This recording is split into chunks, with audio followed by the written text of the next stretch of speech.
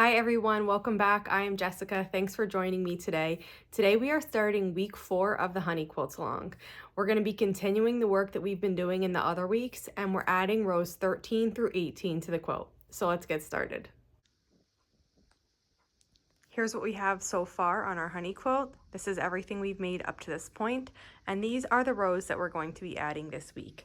The rows are much the same as before, except now our triangles are turned in the opposite direction because we're working on the bottom right of our quilt. So we have passed the middle section, and once you pass the middle section in an on-point quilt, your triangles flip to the other way. It's going to be assembled exactly the same. Let me just walk you through a row. So I have row 13 that I brought over, and you're gonna see immediately that this triangle is the opposite way. So when we were on the ascending side of the center, our rows were getting bigger every single time. They were turned like this. Now that we're on the descending side of the quilt and our rows will be getting smaller with every row, our triangles turn like this.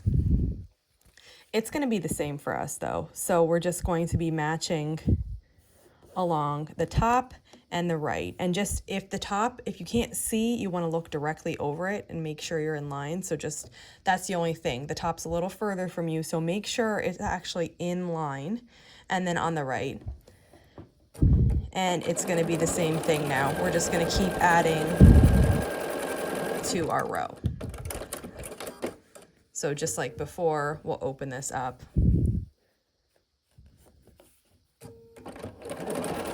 and sew these on, and we'll repeat it.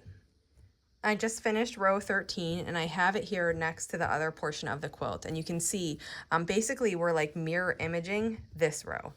So we're going to match the triangle up to the square of row 12, and we're just going to sew these together. So I do still match at the seam before it, and then walk it backwards and start sewing. Now that that's on, we just repeat what we're doing. We're making sure our seams are going the way we want them to go, and we just keep sewing this row on. And the next one will be the same. The triangles are going to stay in this orientation for the rest of the quilt as we work on the descending size rows, and you're just going to keep adding them on to your quilt center after you make your rows together. So this week we're working all the way through row 18, and so you just keep going till you have all those rows sewn together and add it on to your quilt center.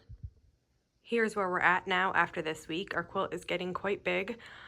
We have most of it done. We only need this little corner and the borders. So you should really be starting to see the colors that you chose come to life and to form these little X's with centers. And I really hope you're enjoying this quilt along. Next week, the final week of the quilt along, we'll tackle these remaining rows. We'll add the corners on and our border. That wraps it up for this week. Our quilt is getting really big now. We only have a little bit left to make. If you have any questions on this week, just let me know and I'll be sure to answer. And if not, I'll see you back here next week for the final week where we finish this quilt top up. Thanks for following along.